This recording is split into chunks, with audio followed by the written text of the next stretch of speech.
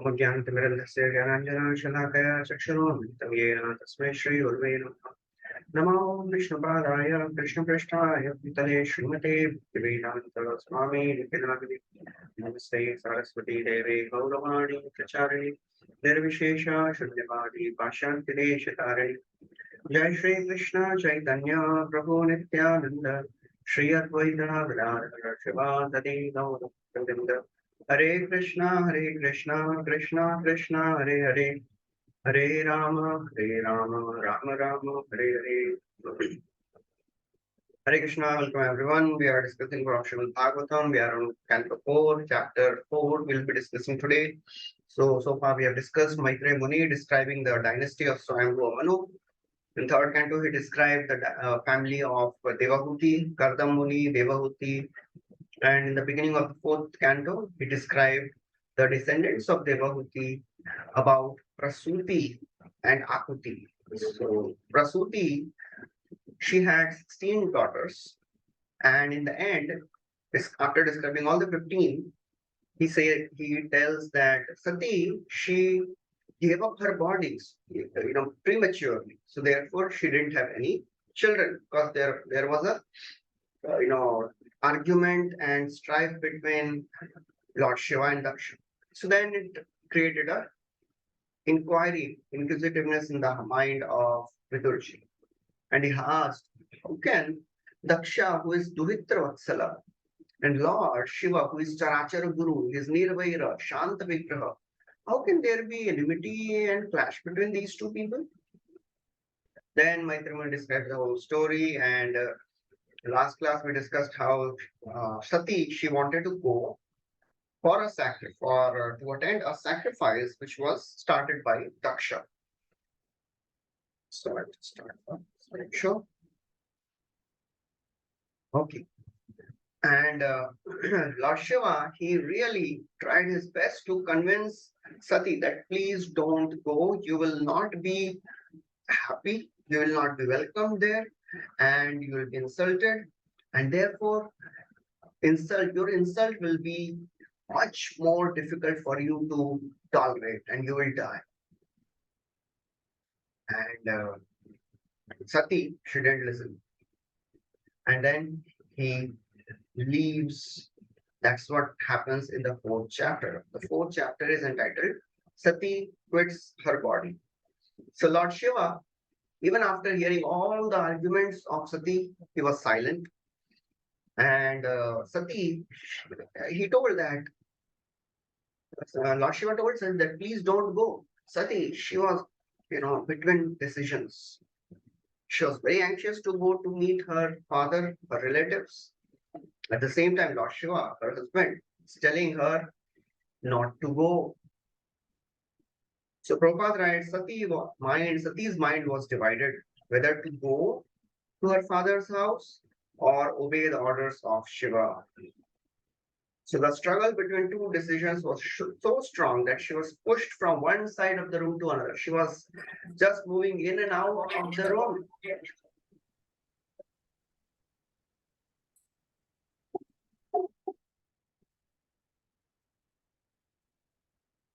So Srimad Chakravarti Thakur writes that Shiva understood that she would destroy herself either if he forcibly prevented her from going or if she went and received insults. Either way, Shiva knew.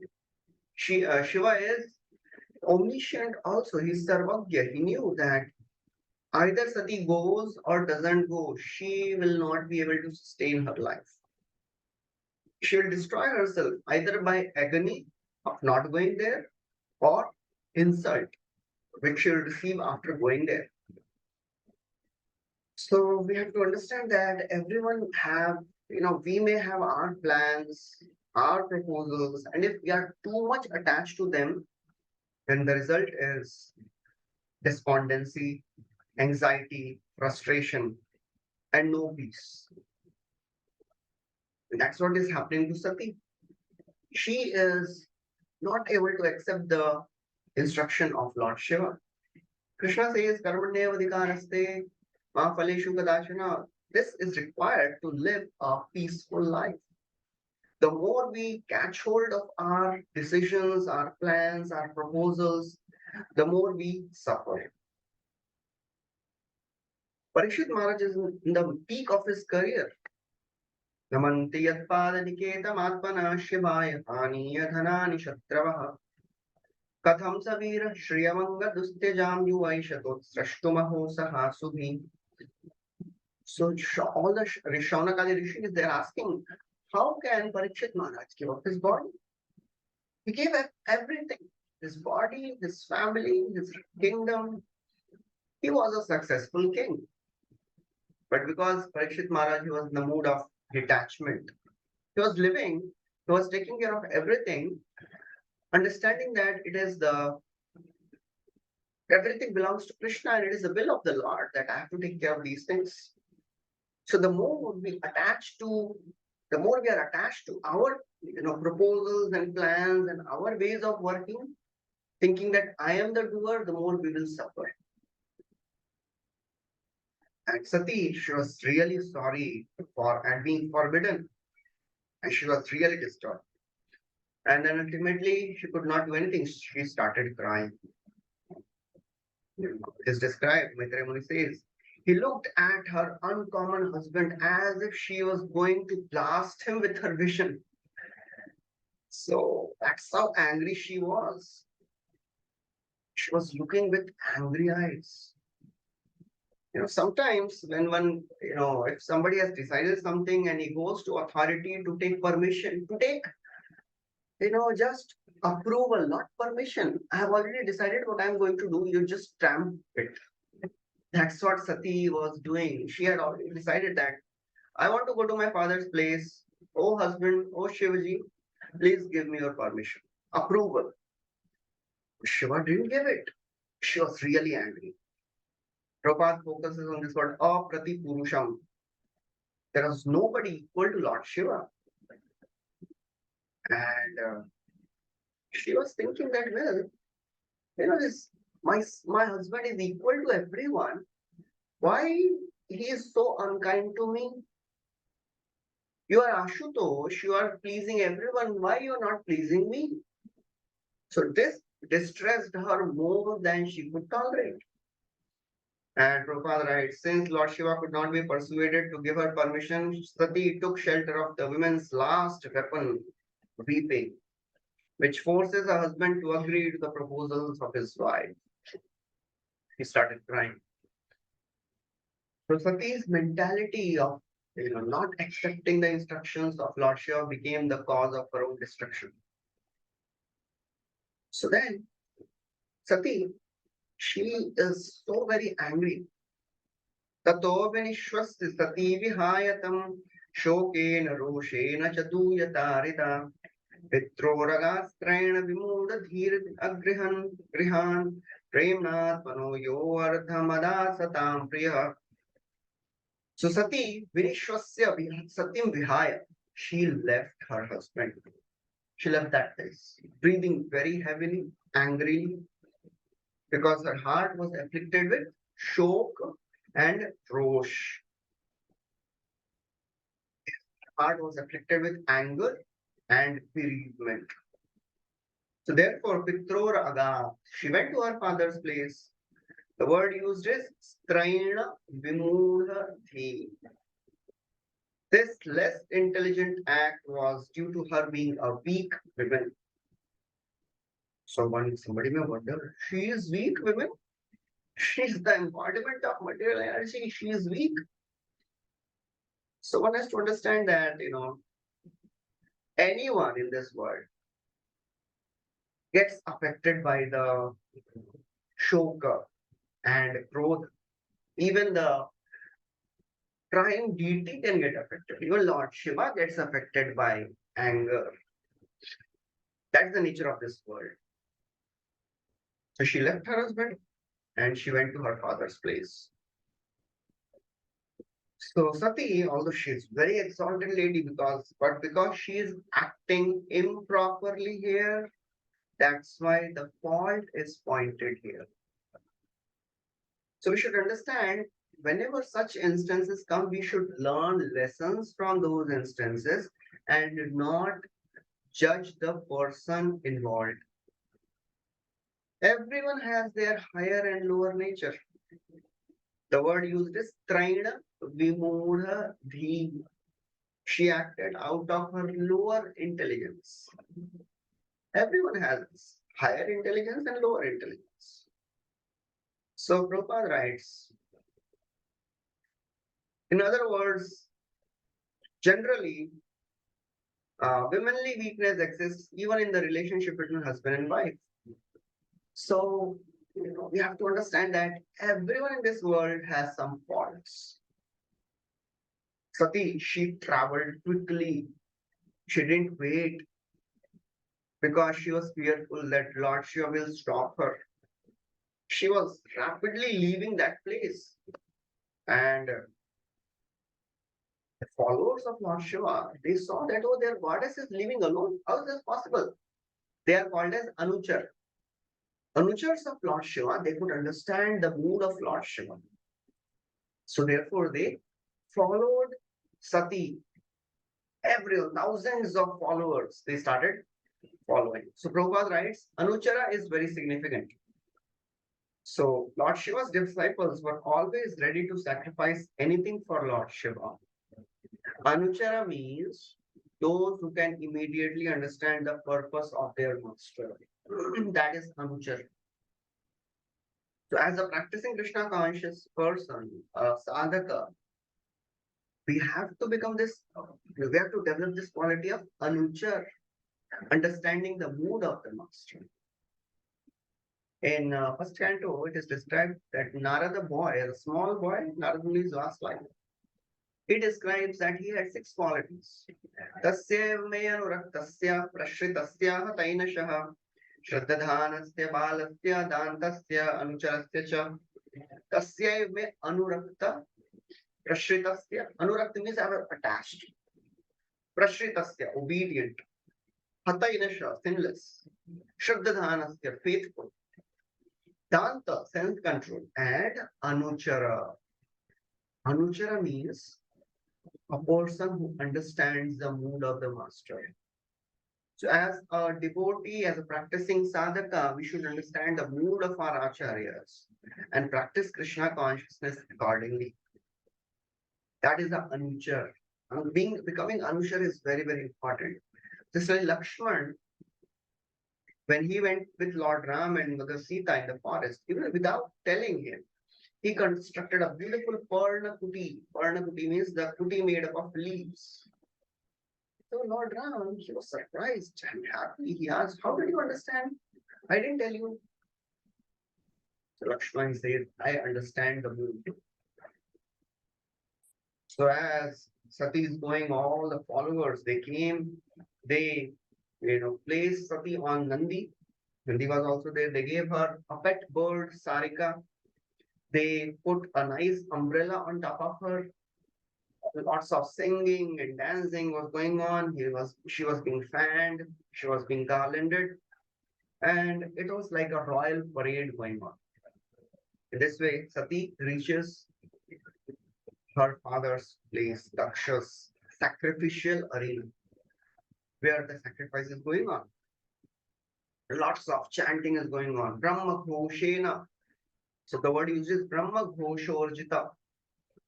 Such wonderful chanting was going on. All the great personalities, sages, brahmanas, rishis, the great kings, they all had assembled. Prabhupada writes in the purport, whenever the sages and the brahmanas they come, 2 things happen. They all come together and chant the names of the Lord, and they also discuss and argue about the conclusion of the scriptures. So that was going on. And then Prabhupada never leaves a chance to tell the main thing. He says, the transcendental sound vibration has been simplified in the transcendental vibration of the Hare Krishna mantra. Because in this age, we are not so much educated, we are lazy, always disturbed, unintelligent, quarrelsome. So therefore, the best thing is chanting of the names of the Lord. Kalir doshan dhirajan aspihi to mahan guna kirtanadeva krishnasya mukta sangat param vrajet. So Sati, she reaches this place. Unfortunately, no one received her properly. Only her mother and her daughters, her sisters. They came, they very nicely, warmly embraced her. None of the other people, they even welcomed her, even said one good word to her. Prabhupada writes that the mother and sisters of Sati, being ladies, they had natural affection. They didn't care for for Daksha's wrath. Nobody came forward and spoke a good word because they were all fearful of Daksha. Prabhupada glorifies that place, the kind-hearted and soft-hearted nature of a woman. This shows women as a class are very soft-hearted. Their natural affection and love cannot be checked by artificial means. Prabhupada writes, women are naturally soft-hearted, but sometimes men are very hard-hearted. In another place, Prabhupada writes in the purport that women in general, they are unable to speculate like philosophers, but they are blessed by the Lord because they at once believe in the superiority and existence of the Lord. That's what happens in every place. In any program, in any katha, in any satsang, any spiritual discourse, you'll see ladies more. They are blessed by the Lord because they have their simple faith.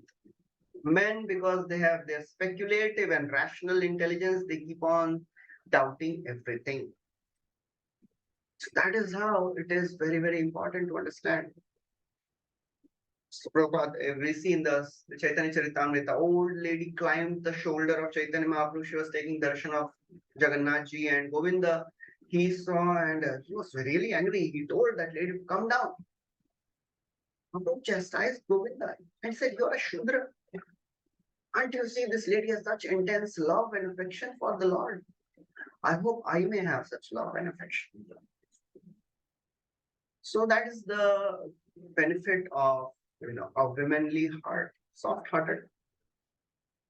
So all the ladies, all the mother and sisters, they received her nicely, but nobody else. But Sati, she was not looking for the welcome of her mother and sister. She had come for one purpose: to see if her husband is being honored or not. So therefore, she was not so happy. She did not accept anything. They gave her nice seat to sit down, and they gave her good words. They asked, how's your, how is everything going on? But she was not happy at all because her father neither talked to her, nor welcomed her, nor asked about her welfare. Therefore, she was really upset. Prabhupada writes a very important purport there. Sati, she was the youngest child of Daksha. That means she was the pet one. Youngest children are generally, child is generally the pet child. But now, because she was associating with Lord Shiva, Daksha forgot all affection. Prabhupada writes the material bodily conception is so polluted that even upon slight provocation, all our relationships of love and affection are nullified. And we keep on seeing this now and then in this world. However close relatives relations may be in this world, it needs just a slight provocation to destroy that relationship. Prabhupada continues. Bodily relationships are so transient that even though one is affectionate towards someone in a bodily relationship, slight provocation terminates this intimacy. All the relationships of this world are superficial. Even best friends become enemies. What to speak of friends? Even close relatives. Even father, children can kill father, fathers can also kill children. We see the story of Aurangzeb, how he arrested his uh, father, Shah Jahan. So anything can happen in this world. Urvashi, she tells Pururava about the nature of lower nature of even women. So everyone has a higher nature and a lower nature. But when it comes to protecting the self-interest, then the purest of the relationships can be destroyed. So that's how everything in this world is very insignificant. So as a practicing devotee, we should never keep faith in any relationship of the world. Sati, she had great hopes, and that's how she was devastated. Amrish Prabhupada's disciple, he was telling one time that everybody in this world wants to make a wonderful career, wants to have material advancement. He said, I have all that. I have reached the end of the road, but I found that there is nothing over there. People of the world, they are trying to find happiness and satisfaction by relationships of the world, by wealth of the world, Atma, Jaya, Sutta, Adar, Pashu, Dravid, Bandhu, Rajya, all these things. Nothing gives satisfaction. That is how this material world is designed. It is all very superficial. Prahlad Maharaj is telling, where is happiness in this world? Putra Shisha Shruti Sukha Amrit Trishni Rupa Vedam Gale Varamashe Sharujam Viroha Nirvidyate Natu Jano Yadapi Vidwan Kamanalam Madulavai Shamayandurapai Kamanalam. People are burning in the desire, fire of desires. They get only a drop of pleasure. So Sati, she argued a lot to come here, but now she is not happy. The more desires we have, the more we suffer. Asha hi paramam dukkham nairashyam paramam sukham. So therefore, the more if we want to be happy and satisfied and peaceful in life, we have to learn to obey the instructions of the superiors and try to utilize everything in Krishna's service and don't run after the happiness and the pleasures of this world, which are really temporary. They are like mirage. So Sati, she realized that these people, they are not offering oblations for my husband because she was hearing the mantras being chanted. You know, whenever some yajna is going on, Om Indraya Swaha, Om Chandraya Swaha, Suryaya Swaha, all these mantras were going on. She did not hear any mantra being offered for the Lord Shiva.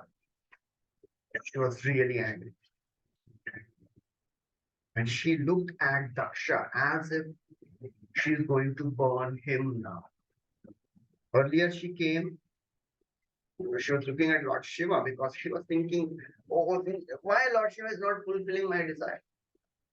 But in the heart of the heart, she wanted to establish the supremacy of Lord Shiva. That was her desire. She could not express it that time, but out of her frustration, she was really angry. So she had some mixed feelings. She wanted to go and meet her relatives also, and she wanted to also establish the supremacy of Lord Shiva's glory. Actually, Srila Prabhupada writes in one of the future purports that that was the main reason. She wanted to, show that Lord Shiva is supreme. She wanted to, refute all the arguments, all the statements which Daksha had stated, in the last sacrifice, and she will do that. So she really angrily looks at Lord Shiva. Shiva had told her, please don't go. You will not be able to tolerate the insult. And that's what is happening now. So Sati, in her anger, she starts condemning the entire sacrifice. And seeing Sati being angry, all the followers of Lord Shiva, they are ready to kill Daksha. Sati, she stops them. And they already got up. And intense anger in that mood, they were about to kill Daksha.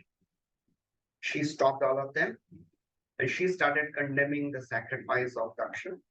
And all the priests who were assembled there supporting Daksha, Prabhupada writes in the purport, all the sacrifices are ultimately meant for the pleasure of Krishna. Ata kumbhir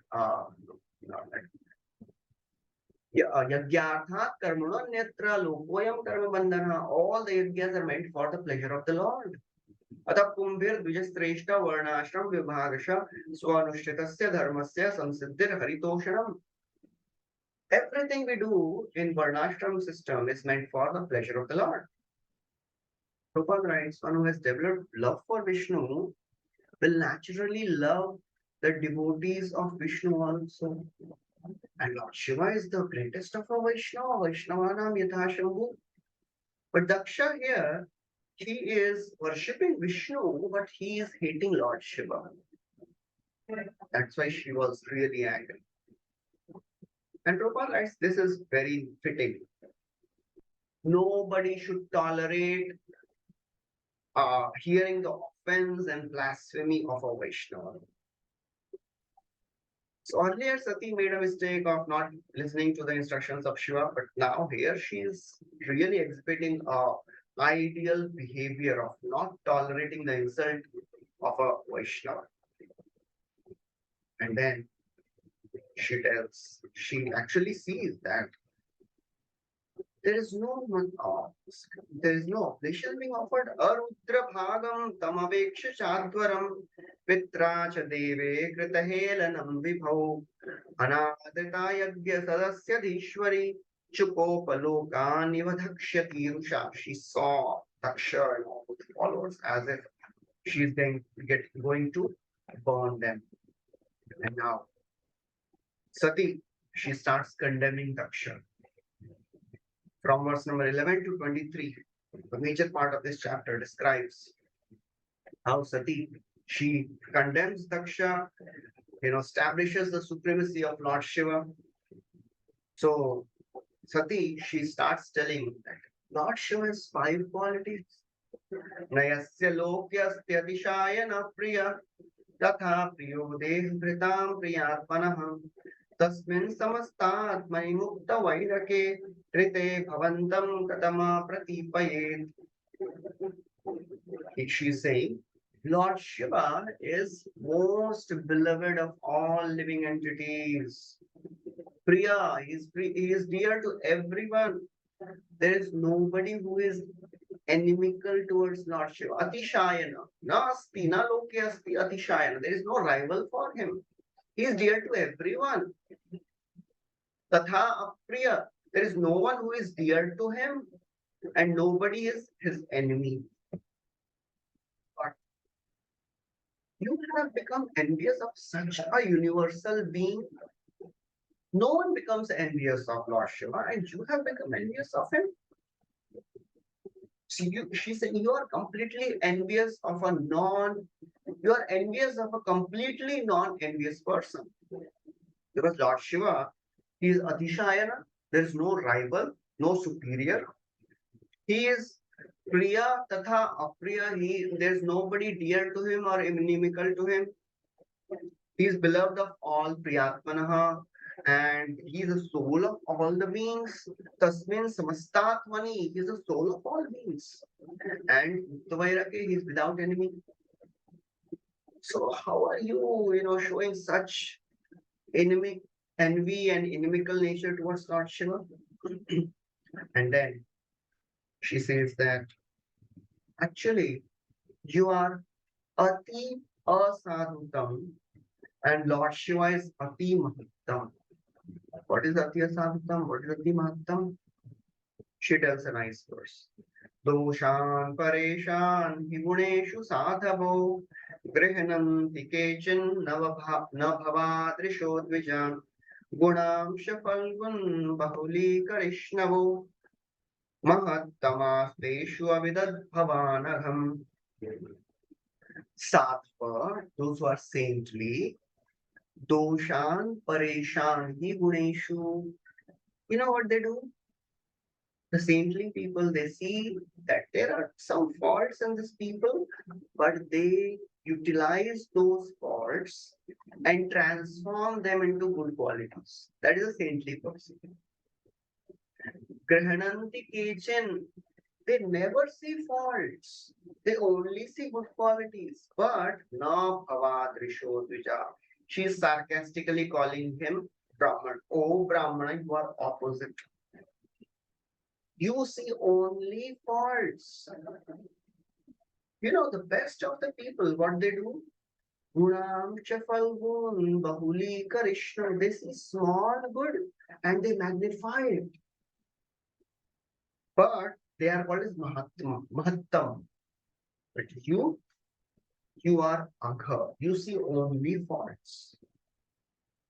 So that is the glory of a sadhu. That is the glory of a sadhu and the fault of a sadhu. It's like Krishna. When Sudama goes to meet Krishna, and he's saying, "Oh, Sudama, you must have brought something from your home, right? What gift you have brought for me? Don't think that I want big things. I just see the small good and I accept it. I accept the law. अणुपि उपारितं भक्तैः प्रेम्णा भूर्येव मे भवेत् भूर्यपि अभक्तोपरितं न मे तोषाय कल्पते. I am not satisfied if a non-devotee, if a person offers me something without devotion. I don't accept that. I'm not so much interested in that. So saintly people, she's saying they know how to utilize everything in Krishna's service. And Vishwanath Chakravarti Thakur gives a very wonderful, detailed analysis of sadhu and asadhu. He says there are 8 types of people in this world, sadhu or mahat. Who is a mahat? Mahat, he will see the fault and he will utilize the fault for something good.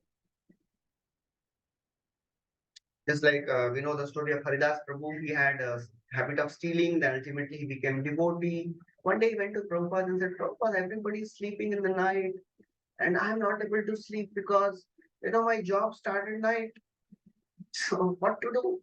Prabhupada said, don't worry, I have a service for you.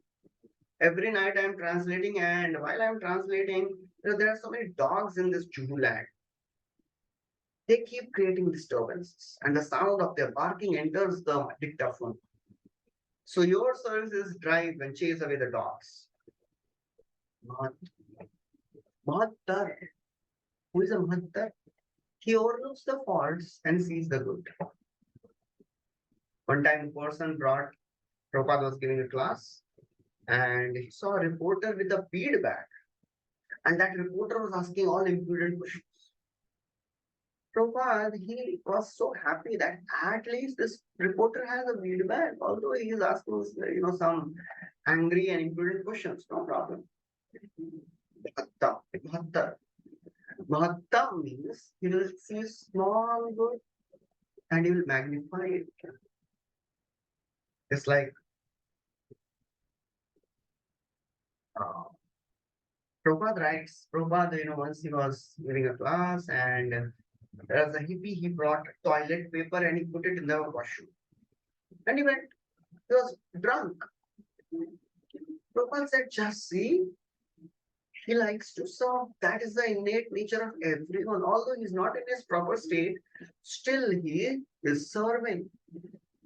So Vishwanath Chakravarti Thakur, he gives a conventional example for everything.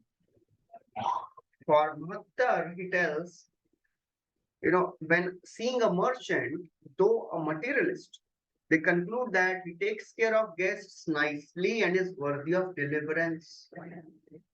Mahattam person, he thinks this person has stolen my cloth. A person, if he steals away the cloth of somebody, a Mahattam, how he will see? He will see, oh, bichare ko thandi lag raha hoga. That's why he has stolen this. And this person, he will see that, oh, he had a weapon. He could have attacked me also.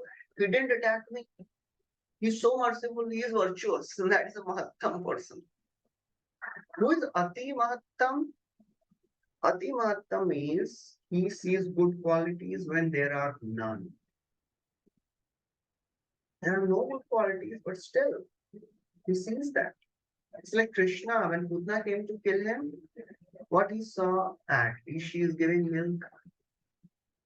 That is Atimatta. So that these are the good people. So she's saying Lord Shiva is Ati Mahattam. And you know who are you? You are Ati Asadhutam. So who is an Ati Asadhutam? Asadhu means, this person will see some good things in others and he will say, Zada der tak tikega nahi.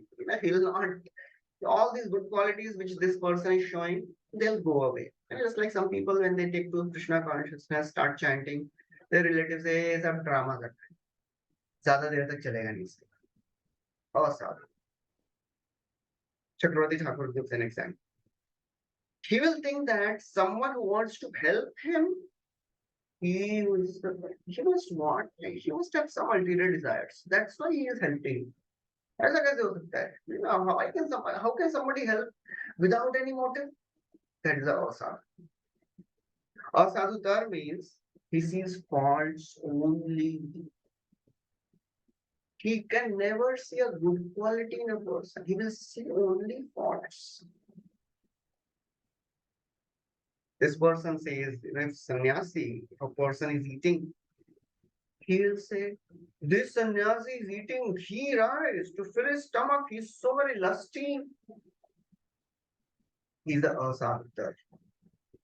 Asadhutam takes small faults and magnifies them. In the story of Durvasa and Amrish, in that story, Durvasa Muni saw a small apparent fault and he magnified it.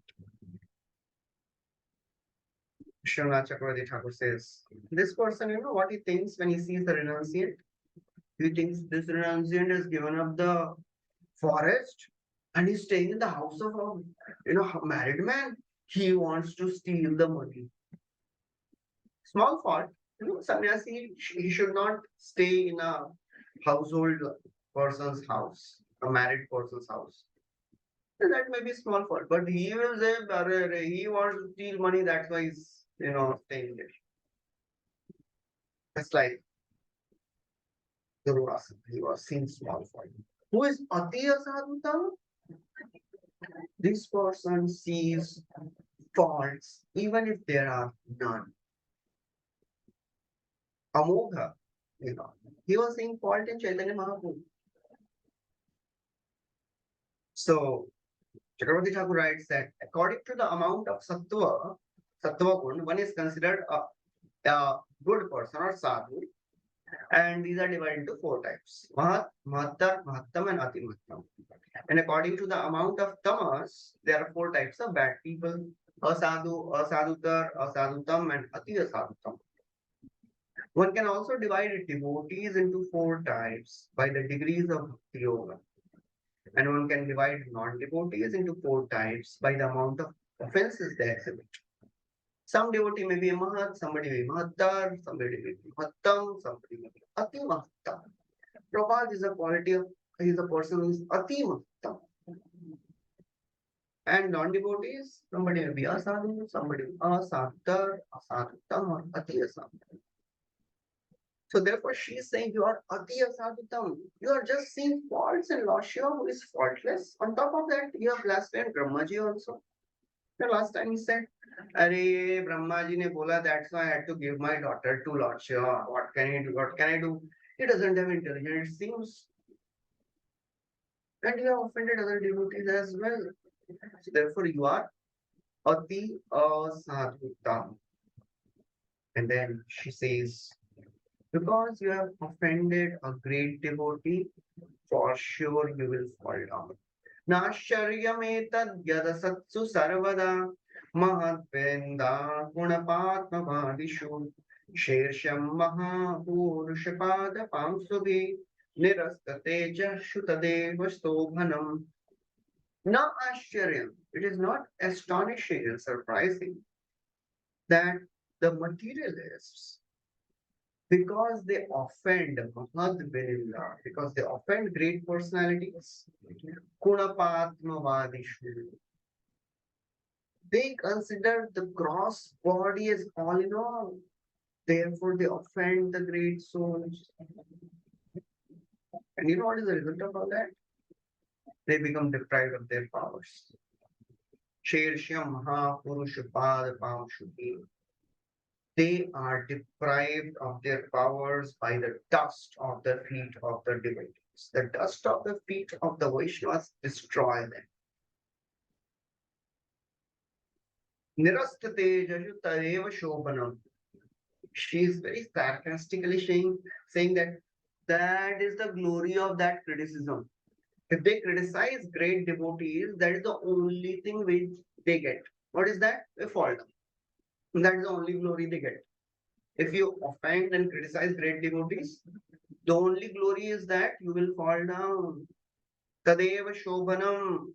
That is the only glory. Prabhupada writes, everything depends on the strength of the recipient. He gives an example of a scorching sunshine. When sunshine falls on certain flowers and vegetables, they flourish, and others they perish. So depending on what we take shelter of, if we the great personalities are like sunshine. If we serve them, we flourish. If we criticize them, we perish. So offenders, they perish, and humble persons flourish. The Lord can never tolerate his own devotees being criticized and offended. Bhakta swabhav agya dosha shama kare, Krishna swabhav bhakta ninda sahite na pare. A devotee may tolerate his criticism, but Krishna never tolerates it. That is the understanding. When Gopal Chakravarti he offended Haridas Thakur, he just tolerated and left that place. But Krishna didn't forgive and he got leprosy. Prabhupada writes, an offender glides down more and more.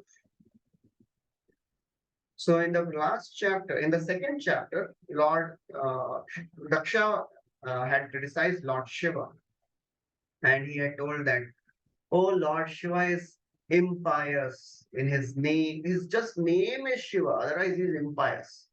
And all his conduct is impious.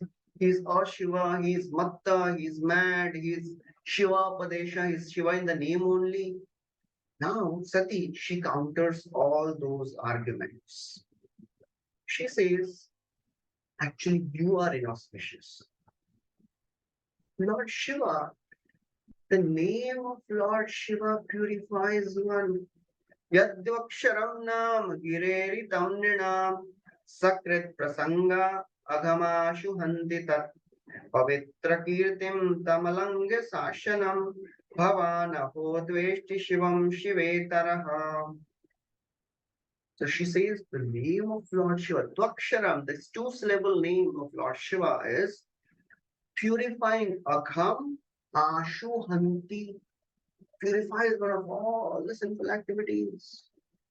And Alangya Sashanam, nobody can disobey the orders of Lord Shiva.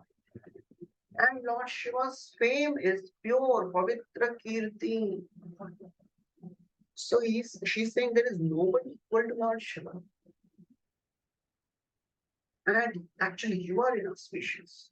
Prabhupada writes, if such persons take shelter of Lord Shiva, gradually they will understand and that they are not material body.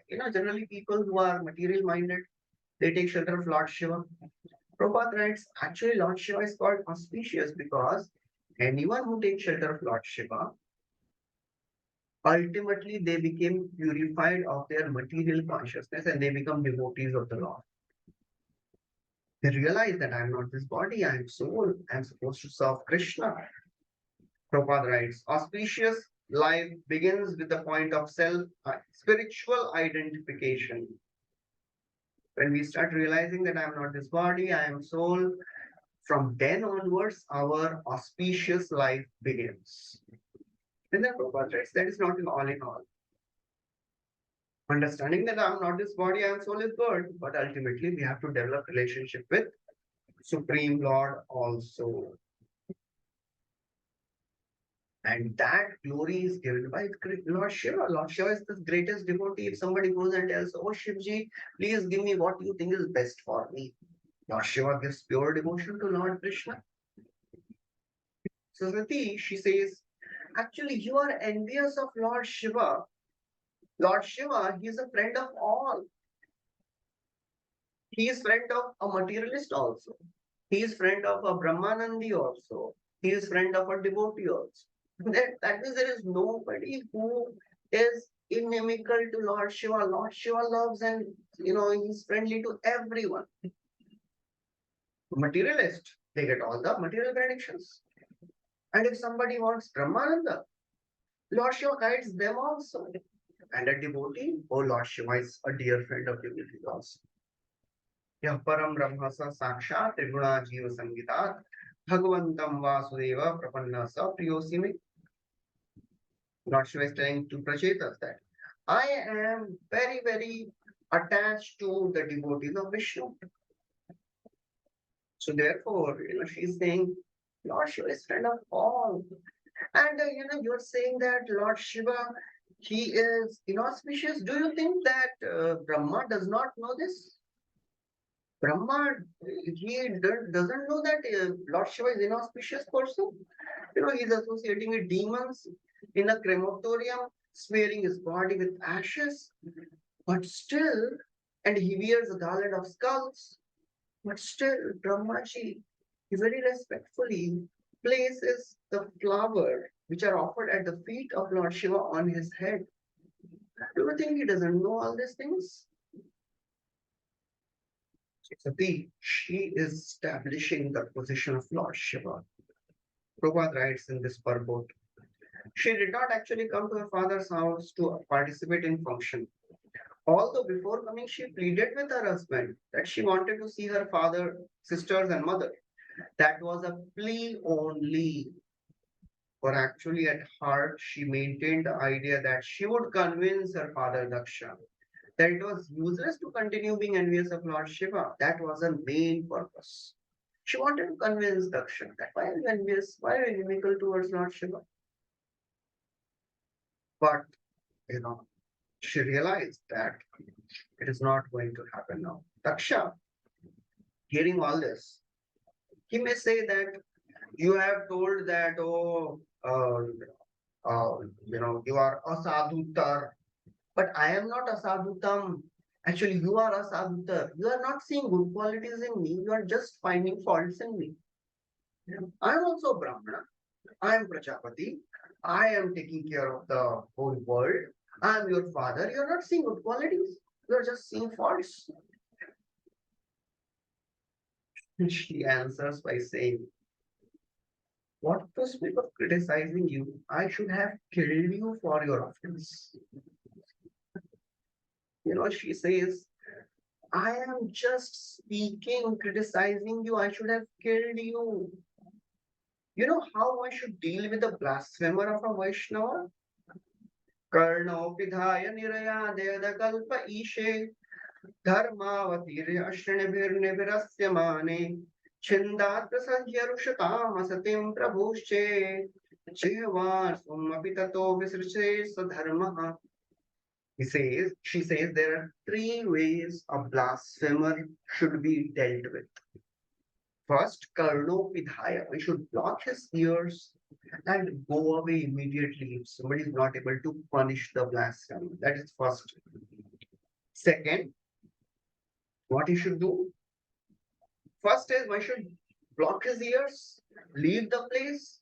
Second, Dharmavatira Ashranivir. If one hears an irresponsible person blaspheming a devotee, first is block the ears, leave the place. But one is, that is one thing. Second thing one should do is, if one is able to kill by force, one should cut out the tongue of the person.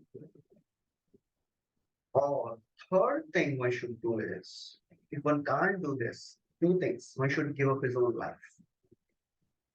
So Chakravarti Thakur writes that if somebody is a Brahmana and if he hears faults or criticism of a Vaishnava, a Brahmana cannot commit suicide because he will get the sin of Brahma Hatya. His Brahmana body, if he commits suicide, Brahma Hatya ho jayega. He can't do that. What he should do? Leave the place immediately, block the ears. If somebody is a Kshatriya, he has the power. What he should do? He should cut off the tongue of that person. If one is a Vaishya or a Shudra, what he should do? Immediately they should give up their bodies. Sati, she is thinking that I am low class, I am Shudra, I am Vaishya. That therefore she decided to give up her body. Sati, she says, what to speak of criticizing you, I should have killed you. But you know why I'm not killing you? Because if I can destroy you, I can destroy you, I can destroy you in the whole universe. But you know what will people say? People will say Lord Shiva sent his wife and killed Daksha. That's why Lord Shiva will get infamy. That's why I'm not killing you. But I will I will perform atonement for myself. Now just see with your own eyes what I'm doing. She says, I shall no longer maintain my life. Because this body I have received from you, I will give up this body. If somebody has taken something poisonous, the best course of treatment is to vomit. So therefore, I'll give up my body. And then she gets reminded of some more blasphemies of Daksha. She refused that also. Daksha had said previously that, I have given my daughter to this Shiva. He is impure. He does not follow any rituals. Nashta Shuchaye, Lupta Kriyaya. She replies that Lord Shiva is beyond rules and regulations. It is better to execute one's own occupational duty than to criticize others. You do your Varnashram duty. Don't criticize Lord Shiva. He is transcendental to all the rules and regulations. The rules for a transcendentalist is different from the rule followed by a materialist. Just like the Devtas and humans, they follow different rules.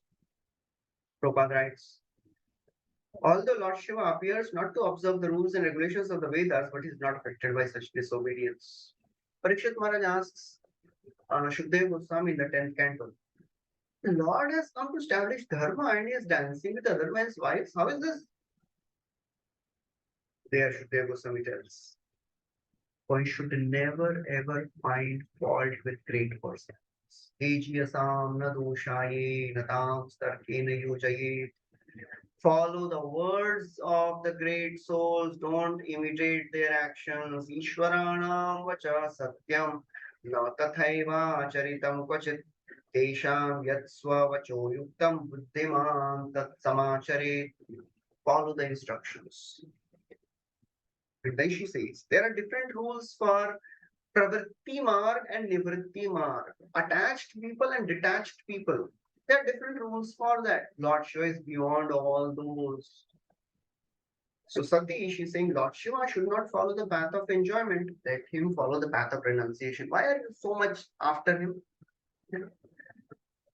And then Daksha was thinking that, well, I am such a aristocratic person.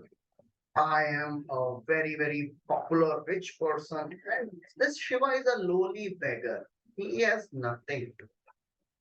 Sati, she tells, oh Daksha, the opulence which we possess can never be attainable for you. You will never understand and you can never attain that. What is the opulence we have? We have the opulence of Krishna Prema. You will never have that opulence. We have the opulence of Krishna with us. You will never get that.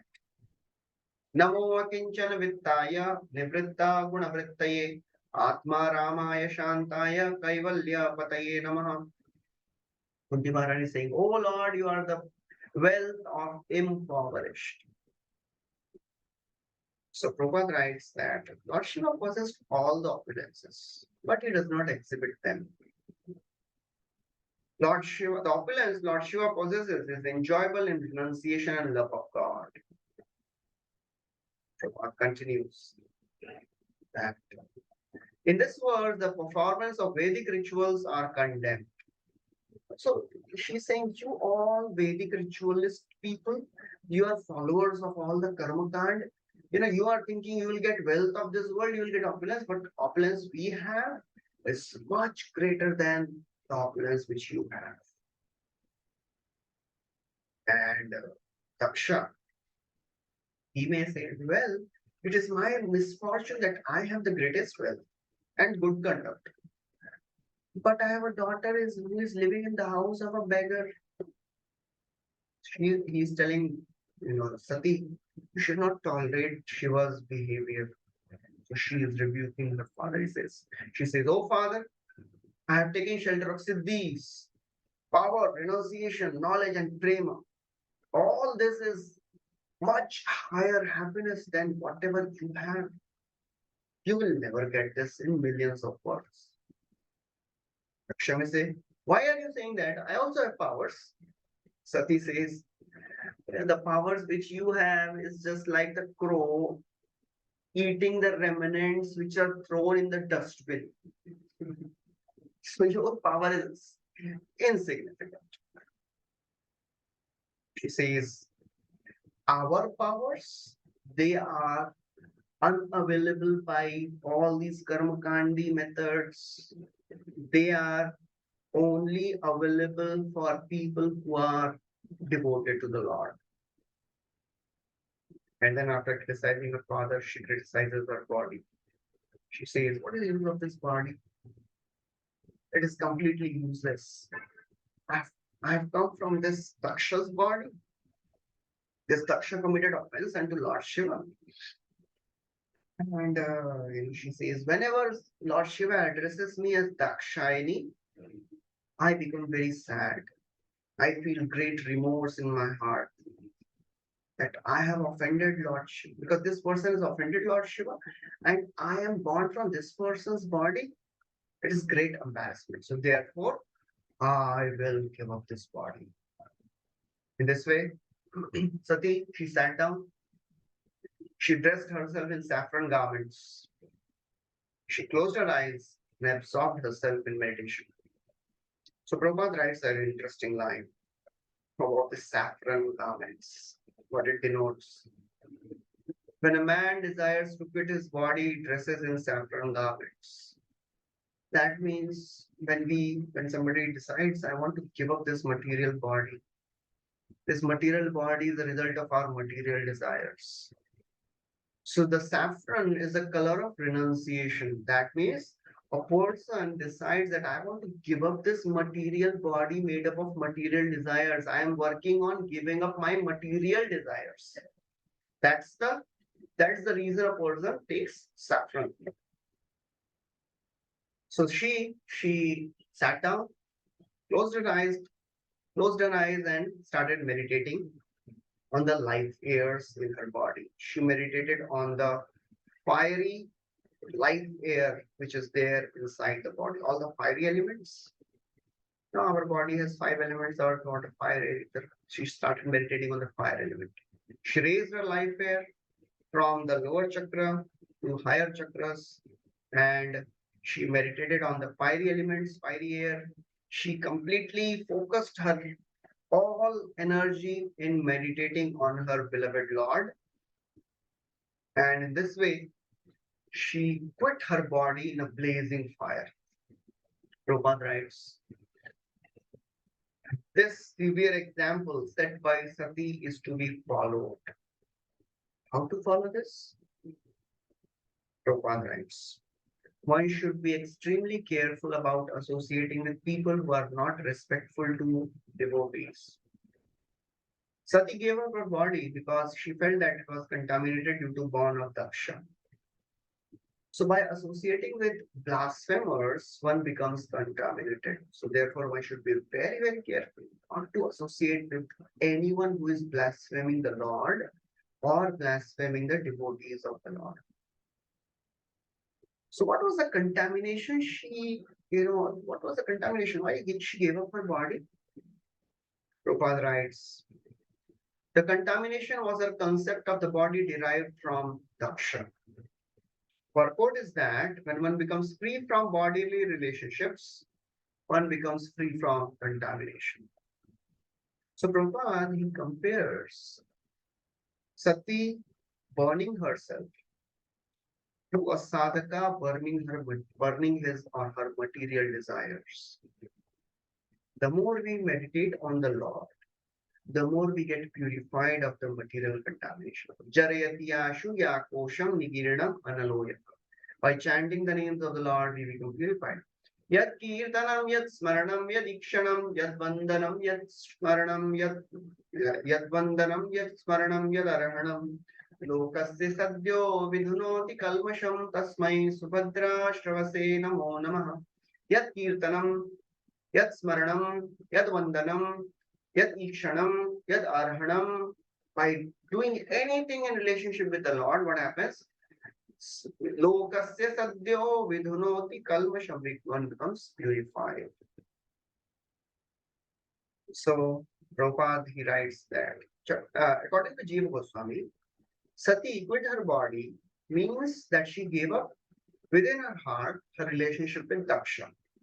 And Chakravarti Thakur says that she immediately was transferred to the womb of Menaka, the wife of Mainaka. Sorry, there was a Parvat, Himalaya, and Himalaya's wife was also Menaka, not Mainaka, Menaka.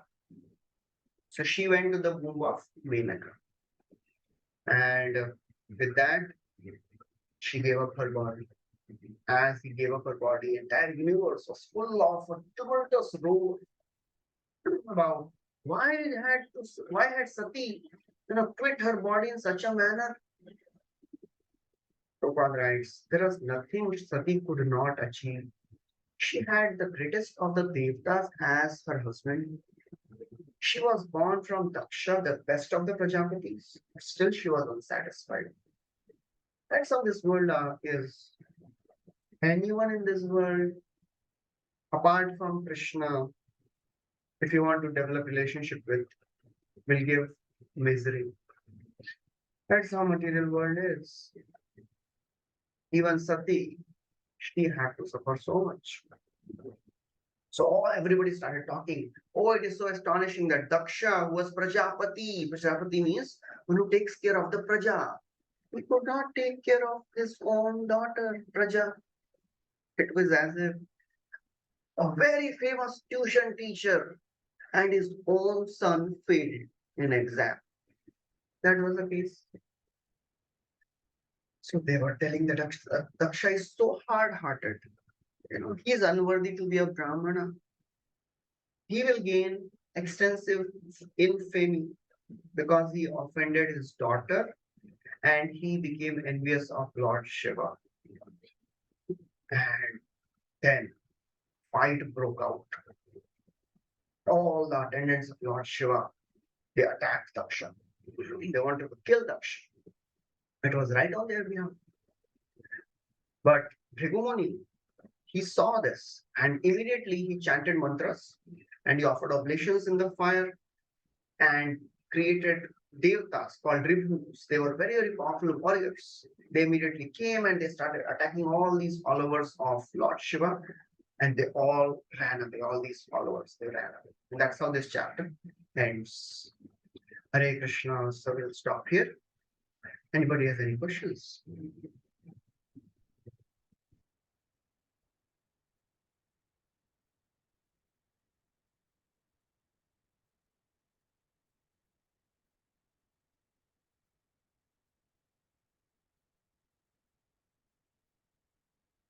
Okay, so it seems there are no questions, so we'll stop here. Thank you very much. Hare Krishna, Shri Prabhupada ki jai, Granth Srimad Bhagavatam ki jai. Thank you, Prabhuji. Hare Krishna, Danta Pranam. Hare Krishna.